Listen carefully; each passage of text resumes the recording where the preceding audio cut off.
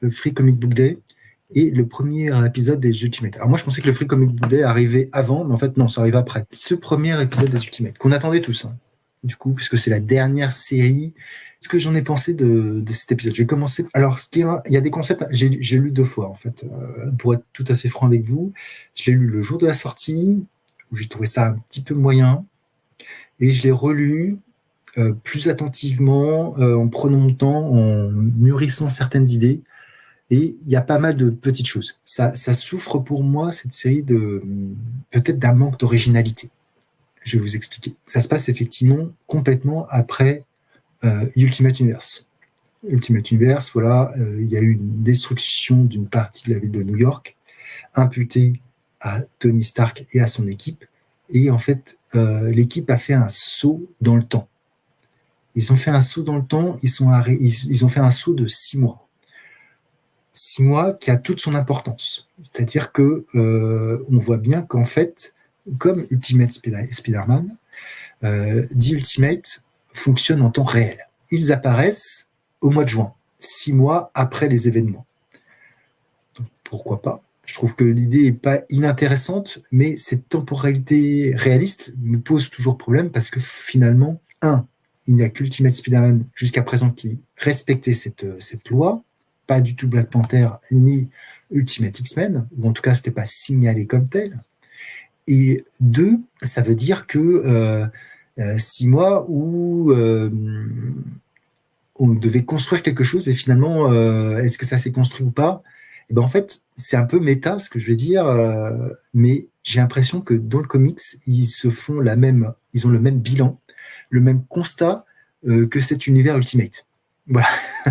C'est-à-dire que le truc, les héros, on voit avec cette petite, c'est pour ça que j'ai mis cette petite image avec la frise, ont la possibilité de voyager dans le temps, mais juste 6 mois en arrière. Ils ne peuvent pas remonter plus. Donc, ils vont décider de poser des tonnes de petites graines pour que, quand ils reviennent au moment J, donc eux, ils sont bloqués à 6 mois dans le futur, donc ils reviennent 6 mois dans le passé, et donc ils s'attendent à ce que ça ait changé. Rien n'a changé, en fait. C'est un petit peu la même chose, je trouve que c'est intéressant de ce point de vue. Alors, est-ce que c'est un aveu d'échec? Est-ce que c'est... Je me demande dans quelle mesure les auteurs ont fait un message à eux-mêmes et aux lecteurs, en disant, bah là, de toute façon, on a essayé de faire des petites choses comme ça, un petit peu de faire éclore des petits trucs, mais en fait, on se rend compte que ça va pas, et là, il faut qu'on soit un petit peu plus rentre dedans pour que ça fonctionne. Est-ce que ça va être le cas dans les séries? Peut-être. En tout cas, ils ont bien vu que ça fonctionnait pas. Donc, ça nous permet, de comprendre un petit peu ce qui s'est passé, pourquoi Peter a reçu ses pouvoirs de cette manière, etc. Donc, ça nous permet de faire le lien avec beaucoup de choses. Et ça nous permet également de voir que cette équipe, elle est forcément dysfonctionnelle, parce que sinon, c'est les Avengers qui sont... ça a toujours été une équipe un peu dysfonctionnelle. S'il faut y aller, qui on va voir? Et c'est là où le choix des personnes qui sont allées voir pour former cette équipe des Ultimates est à la fois peu originale, assez perturbante. Je m'explique. Pas originale parce que ça va être voilà, des personnages très connus dans le lore des Avengers. Voilà. Je vous en dis pas plus pour pas vous gâcher la surprise, mais ça va être vraiment des personnages qui sont pour le lore des Avengers quasiment indissociables des Avengers. Il va y avoir une lettre, quelque chose qui va être transmis, et ça, je suis très étonné parce que ça n'avait pas été dit dans Ultimate Spider-Man. Et c'est là où ça me trouble. C'est qu'en fait, ces personnages ont eu une vision de leur futur, ou en tout cas de ce qu'ils auraient dû être. C'est pas leur futur, mais de la vision de ce qu'ils auraient dû être. Écrite, documentée, avec des faits.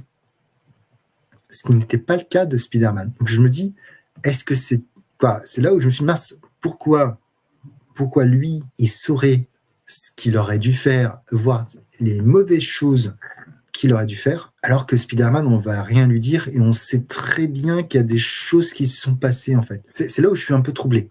Je suis un peu troublé de cet angle, parce que le personnage qui, justement, n'a pas utilisé les pouvoirs que lui a confié Tony, parce qu'il a lu cette lettre, parce qu'il est traumatisé de ce qu'il aurait pu devenir, qu'il n'a pas envie de le faire, Il y a une vraie prise de conscience par rapport à ça. Et je me dis, c'est pas inintéressant. Par contre, ça, sur le personnage en lui-même, ça lui pose énormément de problèmes parce que ce personnage, j'ai l'impression qu'on ne le voit que par ce prisme. Un peu difficile pour moi après d'être très objectif sur ce personnage parce qu'il est tellement dans l'univers 616 pris par ce prisme qu'en fait, il est quasiment irrécupérable d'une certaine manière, vu ce qu'il a fait et ce qui est normal. Mais c'est pas le seul en fait. Il y a d'autres personnages qui ont fait des choses un peu similaires. Mais c'est vraiment celui qui a le plus été mis en lumière par rapport à ce point. Je suis très cryptique, je m'en rends compte. Veuillez m'en excuser. Mais lisez l'épisode et après réécoutez ma review et vous comprendrez un peu tout. Donc voilà. Et cet épisode termine par mon sens, un Deus ex machina qui me pose aussi trop de questions parce que pour moi, le personnage qui agit est beaucoup, beaucoup, beaucoup trop fort. Voilà. Il y avait des limites scientifiques qui avaient été posées et qui ne sont pas respectées ici et ça me pose problème. Après, ça met les choses en place. Donc un épisode qui n'est pas inintéressant, qui permet de faire le lien avec tout ce qu'on a vu dans Ultimate Invasion, Ultimate Universe, toute la problématique du temps réel, toute la dispersion des pouvoirs, etc. Donc pour ça, c'est un épisode important. Par contre, je me demande véritablement comment ça va évoluer, surtout au vu du premier antagoniste. Je ne sais pas si ce sera le seul antagoniste ou si on va voir quelque chose d'un peu plus global. Ce serait intéressant qu'on ait quelque chose d'un peu plus global sur ce Conseil de l'ombre. Je dis le nom, mais ceux qui l'ont lu comprendront. À suivre, je dirais que c'est pas mauvais, c'est pas extraordinaire, c'est plutôt sympatoche. Mais ça a, je pense, besoin de monter un petit peu d'un cran. Je vais revenir sur le Free Comic Book Day, du coup, qui se passe après cet épisode 1. Je vous ai mis deux planches qui m'ont fait marrer, en fait. Deux planches qui m'ont fait marrer. Une première planche où on voit une petite fille pointant Captain America, demandant à sa mère ce que veut dire le A sur son front. Voilà. C'est le petit moment lore des Ultimates. Voilà, ceux qui ont lu les Ultimates de Mark Millar sauront de quoi il en retourne. J'ai trouvé ça plutôt amusant. On voit Doom, cette version de Doom, qui fait des expériences avec des rats, dont on peut voir qu'ils ont des pouvoirs similaires à ceux des 4 Fantastiques. J'ai trouvé ça plutôt bien, plutôt marrant. Et on voit aussi, je vous ai mis juste un parce que c'est déjà du spoil, je m'en excuse.